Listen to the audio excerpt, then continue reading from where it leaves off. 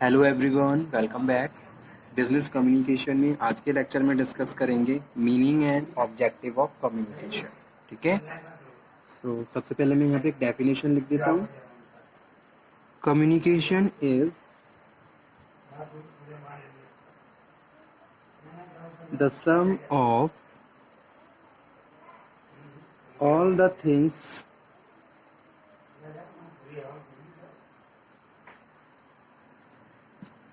communication is the sum of all the things one person does when he wants to create understanding. One person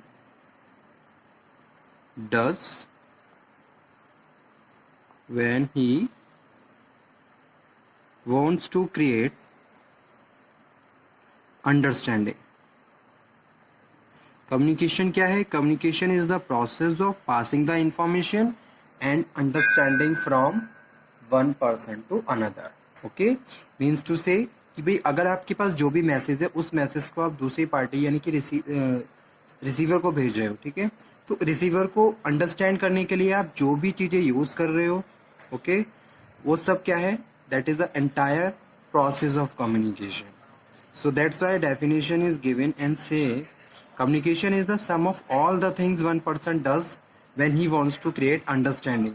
जिस भी message को आप deliver कर रहे हो उस मैसेज को आप रिसीवर को अंडरस्टैंड करवाना चाहते हो, तो उसके लिए जो भी आप चीज़ें यूज़ कर रहे हो, जैसे कि आप मैसेज को कंसाइज कर रहे हो, उसको एनकोड कर रहे हो, उसको ट्रांसफ़र कर रहे हो, अप्रोप्रिएट मेथड यूज कर रहे हो, चैनल यूज़ कर रहे हो, ठीक है। और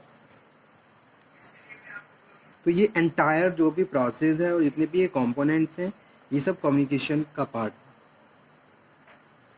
understanding in the mind of another,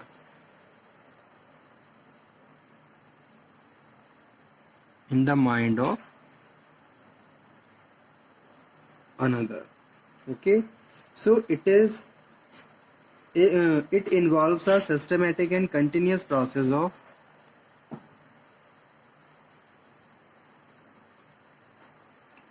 it involves systematic and continuous process of telling,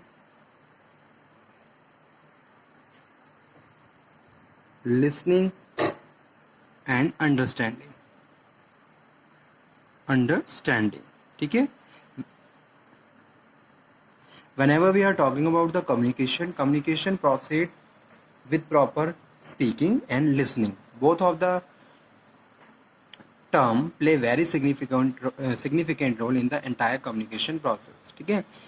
proper listening भी होनी चाहिए और प्रॉपर स्पीकिंग भी होनी चाहिए।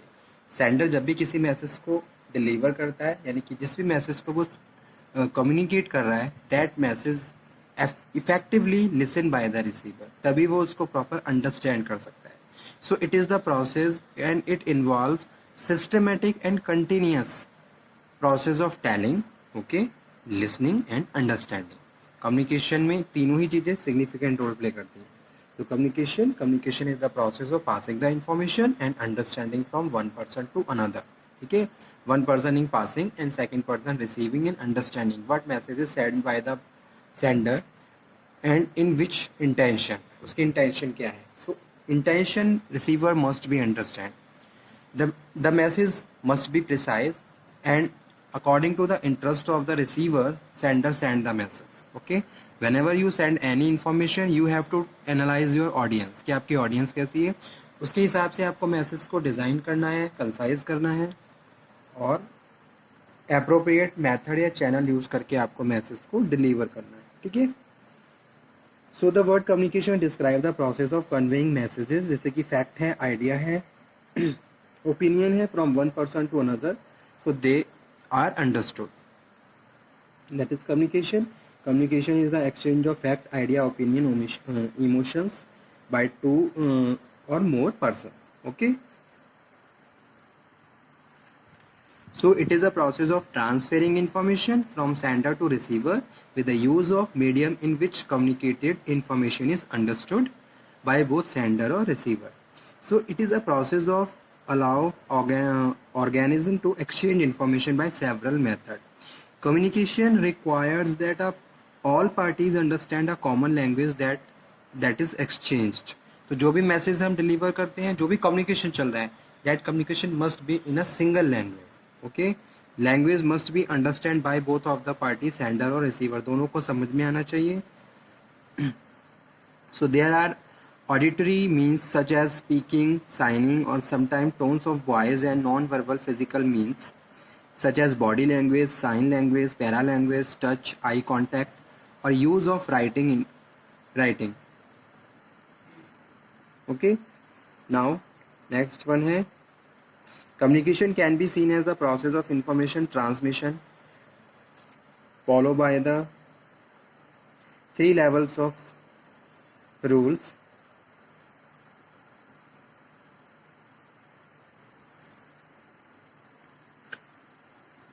इसमें हम बात कर रहे हैं formal properties of sign and symbols use करते हो आप, इसको सिंटैटिक बोलते हैं. Pragmatic concern with the relation between the sign expressions, और थर्ड है study of relationship between the sign and symbol and what they represent. Okay, अब इसके कौन कौन से मेन ऑब्जेक्टिव्स होते हैं.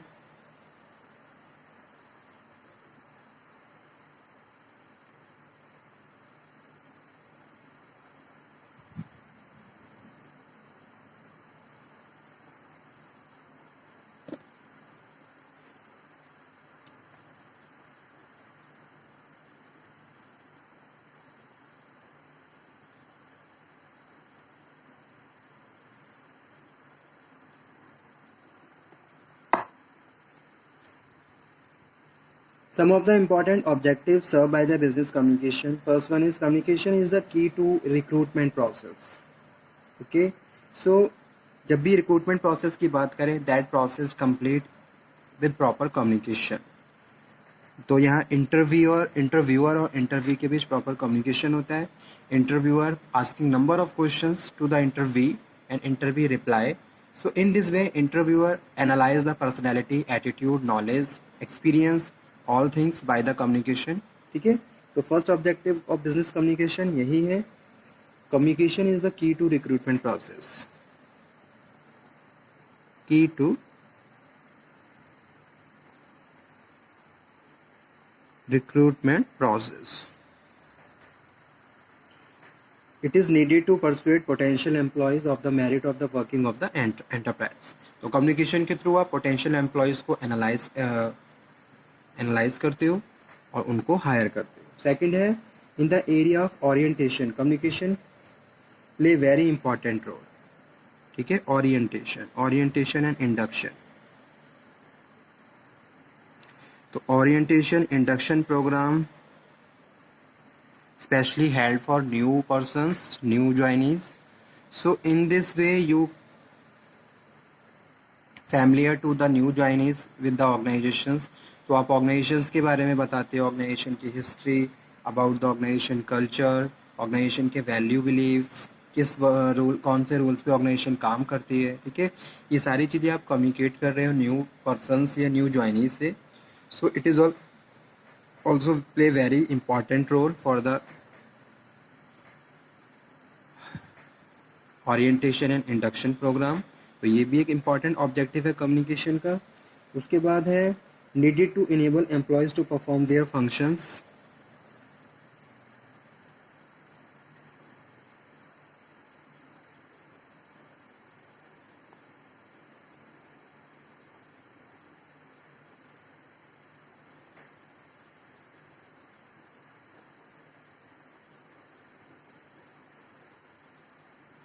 ओके, सो अगर मैं ऑर्गेनाइजेशन की बात करूं, ऑर्गेनाइजेशन में जितने भी लोग काम कर रहे हैं, they perform their function with the help of proper communication.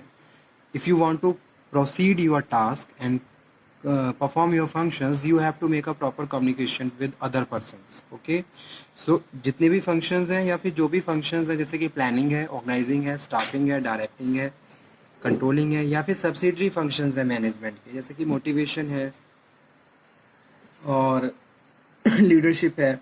So all these functions you can perform if there is a proper communication, तब वहाँ पे भी आपको प्रॉपर कम्युनिकेशन मेंटेन करना होगा। बिना कम्युनिकेशन के आप कभी भी कोई भी फंक्शंस प्रॉपरली परफॉर्म नहीं कर सकते, ठीक है। There must be a proper communication between the manager and their subordinates so they can perform their task in very efficient or effective way. Okay. Next one है teaching employees. You want to circulate any information, you want to give any information to the employees, so you may have to make a proper communication. Okay. तो वहाँ पे भी communication जरूरी है, तो ये भी एक ऑब्जेक्टिव है कम्युनिकेशन का। आप अपने एम्प्लॉय को टीच करना चाहते हो regarding the functions of the organization, procedure, policy, compensation, legal expenses, recruitment, training, ठीक है। और नेक्स्ट है free flow of information, free flow of information about the company goal, activities and the accomplishment of vital importance in projecting the image of the enterprise in the society. Greater the amount of information reaching the group and general public, greater is the amount of support received by the enterprise from its social environment. Okay, और social environment maintain करने के लिए free flow of communication होना चाहिए। Okay, communication, तो ये सारे important objectives थे कम्युनिकेशन के। So okay student, thank you very much, this topic is completed. तो आज मैंने आपको कुछ बेसिक्स की बताया कम्युनिकेशन के बारे में, क्या होता है कम्युनिकेशन और इसके कौन कौन से मेन ऑब्जेक्टिव्स होते हैं। तो आप इनको दोबारा से एक बार पढ़ लीजिए। Okay, thank you.